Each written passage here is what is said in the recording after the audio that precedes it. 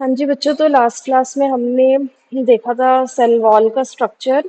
आज हम cell organelle start करने जा रहे हैं। ठीक है। तो यूकेरियोटिक सेल के सेल ऑर्गेनेलीज अब हम वन बाय वन पढ़ना शुरू करेंगे। अब देखो, ये जितने भी सेल ऑर्गेनेलीज होते हैं यूकेरियोटिक सेल में, उनको हम तीन कैटेगरीज में डिवाइड करेंगे। और ये जो डिवीजन है, ये किस बेसिस पे है कि इन सेल ऑर्गेनेलीज के अराउंड मेम्ब्रेन है या नहीं, यानी कि ये मेम्ब्रेन बाउंड सेल ऑर्गेनेलीज है या नहीं है, और अगर मेम्ब्रेन है तो कितने मेम्ब्रेन्स हैं। ठीक है, तो उसके बेसिस पे तीन प्रकार के ऑर्गेनेलीज है हमारे पास। एक है मेम्ब्रेन लेस सेल ऑर्गेनेलीज, यानी जिनके पास कोई मेम्ब्रेन नहीं है। एक होंगे सिंगल मेम्ब्रेन बाउंड, जिनके अराउंड एक ही मेम्ब्रेन है, single membrane bound cell organelles. और दूसरे है डबल मेम्ब्रेन बाउंड। कुछ सेल ऑर्गेनेलीज ऐसे हैं जिनके अराउंड दो मेम्ब्रेन्स हैं, तो double membrane bound cell organelles. अब देखो, यहाँ पे ऐसे सेल ऑर्गेनेल्स है ना, जिनके पास एक भी मेम्ब्रेन नहीं है, जिनके अराउंड एक भी मेम्ब्रेन प्रेजेंट नहीं है, वो है राइबोसोम। और उसके बाद सेंट्रियोल। सेंट्रियोल ये सिर्फ एनिमल सेल में होता है, प्लांट सेल में नहीं। ठीक है। Single membrane bound cell organelles हमारे पास चार है: endoplasmic reticulum, Golgi body, lysosome and vacuole. तो ये चार सेल ऑर्गेनेलीज के अराउंड सिर्फ सिंगल मेम्ब्रेन होती है।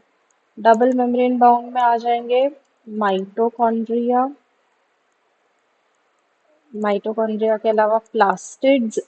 प्लास्टिड्स ये सिर्फ प्लांट सेल में होंगे। और उसके अलावा न्यूक्लियस। तो इन सारे सेल ऑर्गेनेलीज को अब हम पढ़ेंगे वन बाय वन। ठीक है, आज हम शुरू करेंगे with single membrane bound cell organelles. तो ये जो चारों सेल ऑर्गेनेल्स आपको दिख रहे हैं यहाँ पे, endoplasmic reticulum, Golgi body, lysosome and vacuole, ये सब मिलके बनाते हैं एंडोमेम्ब्रेन सिस्टम। Endomembrane system. तो आज हम एंडोमेम्ब्रेन सिस्टम देखने जा रहे हैं, इसको शुरू करेंगे हम। तो जैसे मैंने बताया, एंडोमेम्ब्रेन सिस्टम में ये चारों single membrane bound cell organelles included है।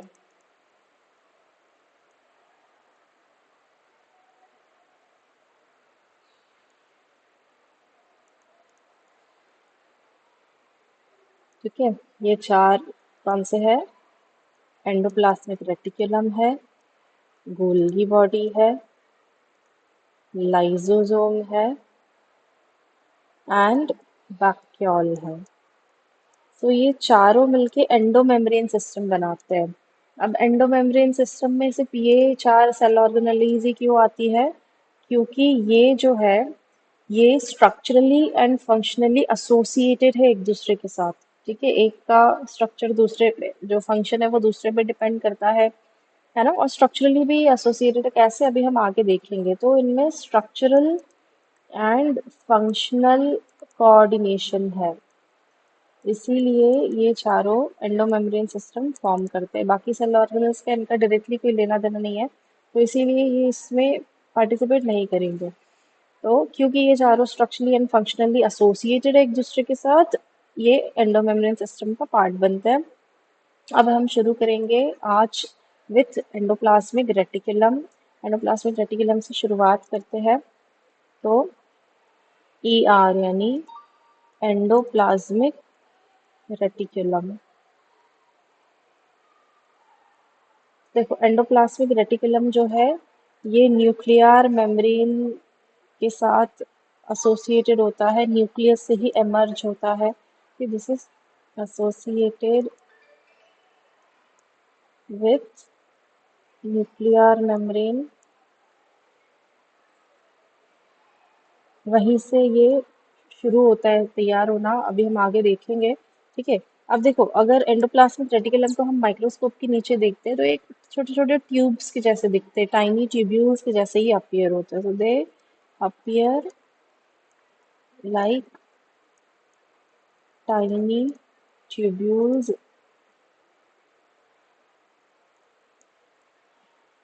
Under the microscope. और इनका जो शेप है वो वैरी भी कर सकता है, ये ट्यूबुलर भी हो सकते हैं, बट उसके अलावा और भी कुछ शेप्स में ही आपको दिख सकते हैं। शेप्स सबसे पहले इनकी नोट कर लेते हैं। ठीक है, शेप्स ऑफ ईआर कैसे दिखेगा, स्ट्रक्चर यानी स्ट्रक्चर कैसा होगा इसका।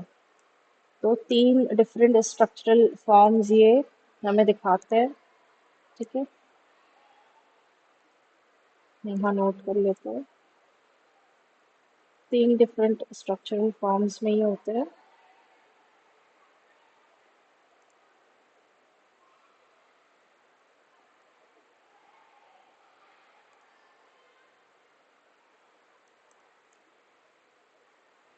इसमें सबसे पहला है ट्यूब्यूलर।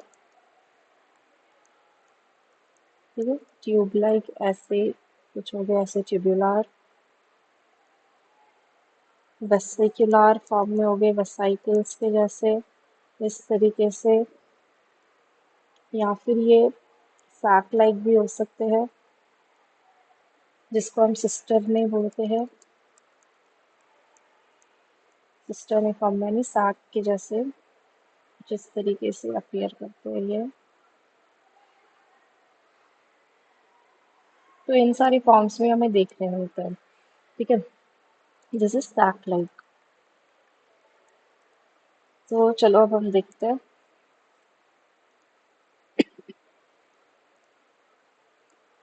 ये सपोज बन गया हमारा न्यूक्लियस।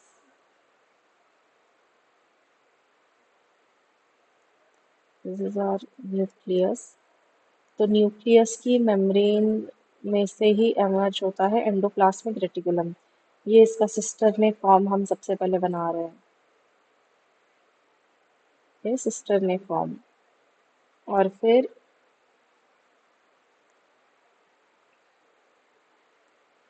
आगे ये ऐसे ट्यूब लाइक भी हो सकता है, ऐसे ट्यूबुलर स्ट्रक्चर्स इसमें से एमर्ज होते हैं, या वेसिकल लाइक स्ट्रक्चर्स इसमें से एमर्ज हो सकते हैं इस तरीके से। तो ये डिफरेंट फॉर्म्स ये दिखाते हैं, इन सारे डिफरेंट फॉर्म्स में एग्जिस्ट करता है ना। ये इसका सिस्टर ने वाला फॉर्म हो गया, ये हो गया वेसाइकल।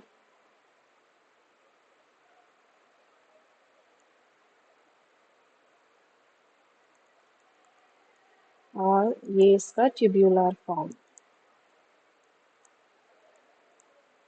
अब ये जो एंडोप्लाज्मिक रेटिकुलम है, ये जो न्यूक्लियर मेम्ब्रेन से एमर्ज करता है, ये होता है रफ एंडोप्लाज्मिक रेटिकुलम। अब रफ एंडोप्लाज्मिक रेटिकुलम है तो इसके सरफेस पे, इसके मेम्ब्रेन पर राइबोसोम्स भी होंगे, और ये राइबोसोम्स होते हैं एटीएस टाइप ऑफ राइबोसोम्स। यहाँ राइबोसोम्स भी बना लेते हैं। ये पेन बहुत लैग कर रहा है,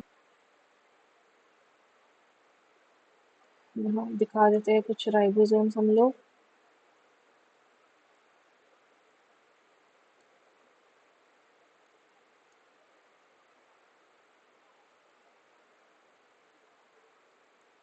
तो दीज आर एटीएस राइबोसोम्स। ये जो है ये एटीएस राइबोसोम्स होता है।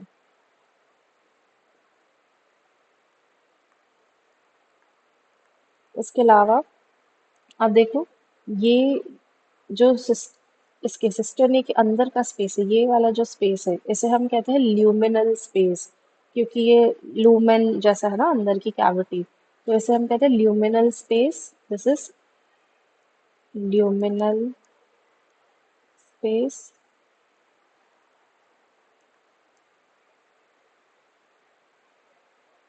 ठीक है, और इसके बाहर का जो स्पेस होगा, यहाँ पे अब ये साइटोप्लाज्म है ना, तो सिस्टर्नी के अंदर का स्पेस इज ल्यूमिनल स्पेस। इसके बाहर का जो स्पेस है, cytoplasmic space, apart from this, इनको हम इसको हम बोलते हैं एक्स्ट्रा लूमिनल स्पेस होगा, एक्स्ट्रा लूमिनल स्पेस। इसका मतलब ER जो है, एंडोप्लाज्मिक रेटिकुलम जो है, वो साइटोप्लाज्म को दो पार्ट्स में डिवाइड करता है।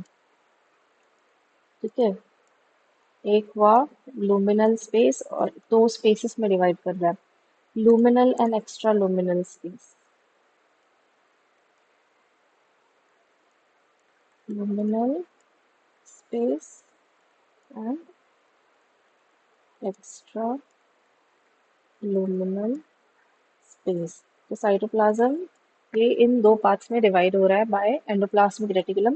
तो ये था हमारा रफ एंडोप्लाज्मिक रेटिकुलम। यहीं से स्मूथ एंडोप्लाज्मिक रेटिकुलम भी इमर्ज करता है इस तरीके से।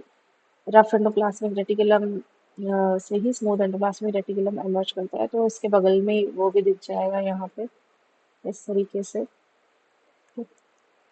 SER। और ये है आपका RER। अब हम देखते हैं SCR और RER में जो डिफरेंसेस है वो भी हम देखेंगे। तो ये इसका स्ट्रक्चर था। अब हम देखने जा रहे हैं difference between SCR and RER। एक टेबल बना लेंगे हम लोग।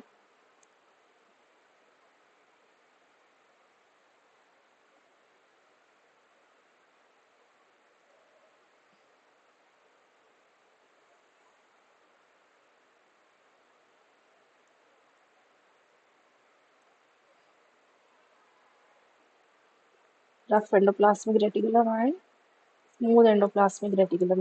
ये तो आपको पता ही होगा कि इसको RER क्यों बोलते हैं, क्योंकि इसके सरफेस पे राइबोसोम्स। तो इसके सरफेस पे क्योंकि राइबोसोम्स होते हैं जो इसको रफ अपीयरेंस देते हैं, रफ टेक्सचर देते हैं, इसलिए ये इसको RER बोलते हैं, रफ एंडोप्लाज्मिक रेटिकुलम। जब सॉरी जबकि SCR के सरफेस पे कोई राइबोसोम्स नहीं है, तो इसका जो सरफेस है वो स्मूथ, इसका टेक्सचर होता है, अपीयरेंस स्मूथ होता है, इसलिए स्मूथ एंडोप्लाज्मिक रेटिकुलम कहते हैं। तो अब हम वन बाय वन इनमें इनके बीच में डिफरेंसेस नोट करते जाएंगे। अब देखो, सबसे पहला डिफरेंस तो यही है कि RER के सरफेस पे राइबोसोम्स होते हैं, जिसकी वजह से ही इसको रफ अपीयरेंस मिलता है। और यहाँ पे there are no ribosomes, ribosomes नहीं होंगे। अब आप हमें पता है कि राइबोसोम्स का काम होता है प्रोटीन सिंथेसिस करना, तो जिसके पास राइबोसोम्स है वो भी प्रोटीन सिंथेसिस करेगा, है ना। तो RER ये प्रोटीन्स को सिंथेसाइज करने में हेल्प करता है, प्रोटीन सिंथेसिस करता है। और जबकि SCR के पास राइबोसोम्स नहीं है, तो ये प्रोटीन सिंथेसिस नहीं करेगा, बट लिपिड्स का सिंथेसिस ये जरूर करता है। तो लिपिड सिंथेसिस यहाँ पे होता है, लिपिड सिंथेसिस। अब यहाँ पे जो स्टीरॉयड बेस्ड हॉर्मोन्स होते हैं उनका सिंथेसिस भी ये करता है, लिपिड्स, जैसे कि स्टीरॉयड हॉर्मोन्स हो गए। अब स्टीरॉयड हॉर्मोन से कुछ एग्जांपल्स है, जैसे ईस्ट्रोजन हो गया, प्रोजेस्टेरॉन हो गया, एल्डोस्टेरॉन हो गया, टेस्टोस्टेरॉन हो गया। ये सारे ये सिंथेसाइज करने में हेल्प करेगा। उसके बाद तीसरा डिफरेंस यहाँ पे ये होगा कि RER, अब क्योंकि इसका काम है प्रोटीन सिंथेसिस करना, तो ये हमारे बॉडी की कौन से सेल्स में इसकी मात्रा ज़्यादा होगी, जिन सेल्स को कॉन्टिन्यूसली प्रोटीन्स को सिंथेसाइज करना है, जैसे पैनक्रियाटिक सेल्स, पैनक्रियाटिक जूस या फिर इंसुलिन, ग्लूकागॉन, ये हॉर्मोन्स तैयार करते हैं जो कि प्रोटीन बेस्ड हॉर्मोन्स है, तो वहाँ पे RER ज़्यादा मात्रा में होगा, ब्रेन सेल्स में होगा, है ना। So this is present in abundance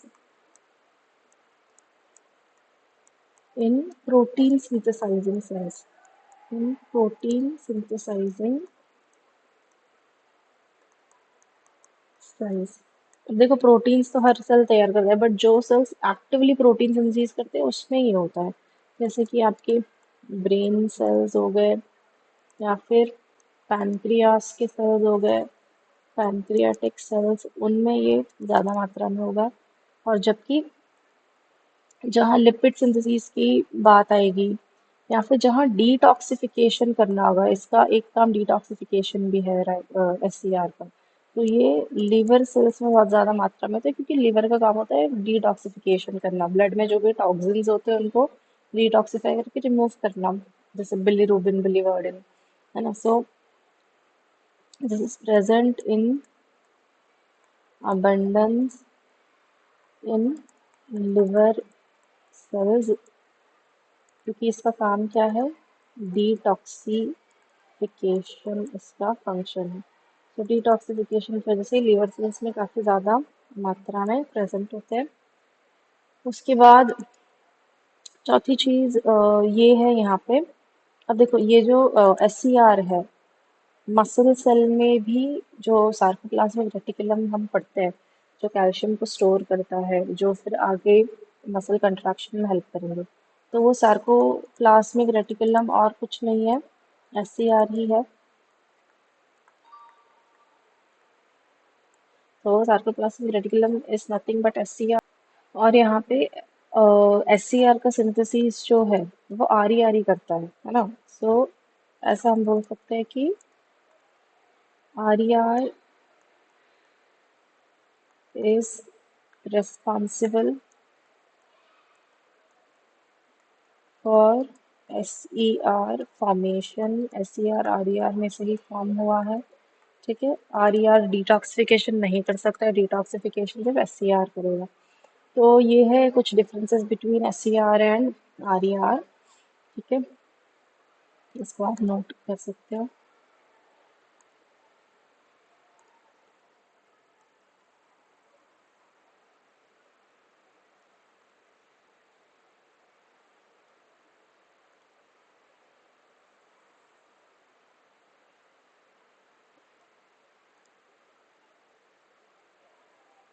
यहाँ ये लाइंस बना दो ताकि अच्छे से आपको ये डिफरेंसेस दिखे पॉइंट वाइज, ठीक है।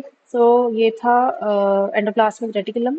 अब एंडोमेम्ब्रेन सिस्टम में जो दूसरे ऑर्गेनेलीज, सेल ऑर्गेनेलीज इन्वॉल्व होते हैं, Golgi body, lysosome and vacuole, ये हम कुछ आने वाले क्लासेस में देखेंगे। आज के लिए बस इतना ही। Thank you.